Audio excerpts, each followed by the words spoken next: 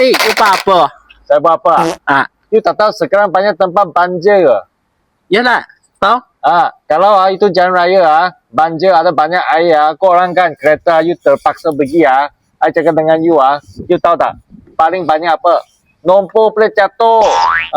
Kamu mari tengok kalau kau orang main nombor plate tengok semua macam ni gam tape ni semua akan jatuh tau.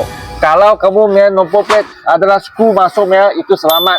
Kalau nombor plate semua tape ni saya cakap dengan you mesti jatuh biasa selepas banjir banyak tempat ada banyak air kan kereta masuk air saja langkah air saja you tahu bisnes siapa paling laku tak? Nombor plate lah. Buat nombor plate punya kedai lah tahu tak?